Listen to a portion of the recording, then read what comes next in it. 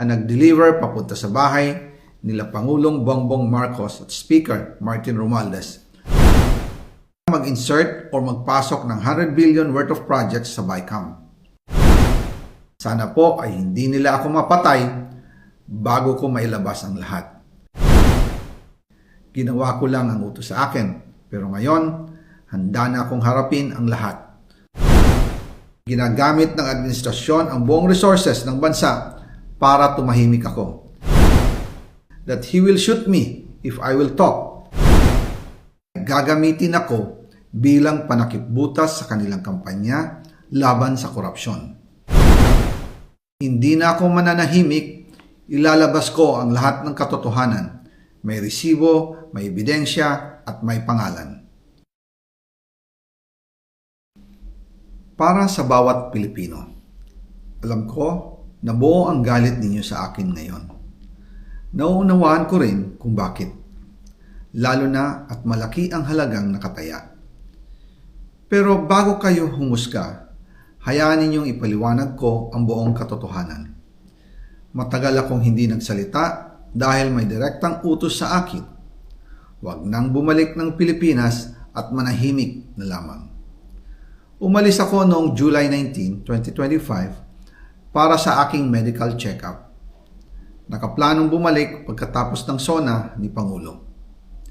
Pero habang papauwi na ako, tinawagan ako ni dating Speaker Martin Romualdez at sinabihan, "Stay out of the country. You will be well taken care of as instructed by the President." Noon naniniwala pa ako sa kanila, kaya't hindi ako bumalik. Tumikom ang aking bibig, sumunod ako, pero ang hindi ko alam, ang ibig pala nilang sabihin sa aalagaan ka namin ay gagamitin ako bilang panakipbutas sa kanilang kampanya laban sa korupsyon. Ginawa nila akong poster boy ng kanilang sariling kasinungalingan. Ngayon, hindi na ako mananahimik, ilalabas ko ang lahat ng katotohanan. May resibo, may ebidensya, at may pangalan. Nagsimula ito nung tumawag si Sekmina Pangandaman sa akin nung nag-umpisa ang BICAM process last year, 2024. Ang sabi niya, katatapos lang ng meeting nila ni Pangulo at may instructions na mag-insert o magpasok ng 100 billion worth of projects sa BICAM. At sinabi pa ni Sekmina, you can confirm with Yusek Adrian Bersamin dahil magkasama sila sa meeting ni Pangulong BBM noong araw na yon. Tinawagan ko po agad si Yusek Adrian Bersamin at tinanong ko kung may instruction nga ba ang Pangulo na magpasok ng 100 billion during their meeting. Ang sabi niya ay totoo nga po. Right after our conversation, tinawagan ko po si dating Speaker Martin Romualdez at nireport ko ang instructions ng Presidente to insert the 100 billion projects. At sinabi niya sa akin, what the President wants, he gets. After ng ilang araw, nag-set po ng meeting si Sekmina Pangandaman at Yusek Adrian Bersamin sa amin ni dating Speaker Martin Romualdez sa Aguado Building in front of Gate 4 ng Malacanang at nandun din po si Yusek Jojo Cadiz. During the meeting, binigay po ni Yusek Adrian Bersamin ang listahan na worth 100 billion. Tinanong ko po si Yusek Adrian kung saan galing ang listahan.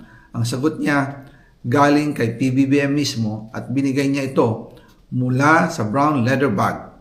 Nung sinabi po ni Yusek Adrian Bersamin yung brown leather bag, naalala ko noong nasa Singapore kami right after the elections of May 2022 sa Hilton Hotel, kami ni dating Speaker Martin and PBBM habang pauwi at pabalik ng Pilipinas, hinabol ng PSG ang brown leather bag at ang sabi ni PBBM, maiwan na lahat, wag lang ang brown leather bag. Kaya naniwala ako na utos talaga ito ng Pangulo.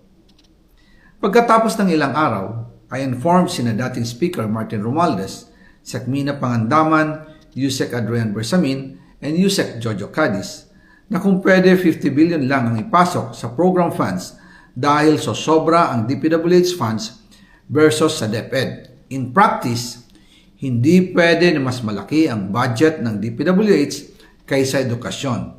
And yung balance na 50 billion, ilagay na lang sa unprogrammed funds for the 2025 budget dahil Office of the President din ang nagre-release ng lahat ng unprogrammed funds.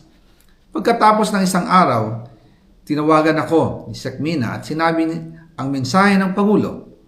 Ipasok ninyo yan dahil pinangako na sa akin ni Speaker Martin yan at hindi na pwedeng baguhin. Kumbaga, ang utos ng hari hindi pwedeng mabali. Again, I informed the Speaker and asked clearance about the instructions ng Pangulo. At ang sabi niya, wala tayong magagawa. Kaya po nagtataka ako kung bakit sinasabi ni Pangulo na hindi niya makilala ang budget, samantalang lahat na binawas at dinagdag sa mga ahensya ng gobyerno ay humihingi ng approval sa kanya si Sec Mina Pangandaman.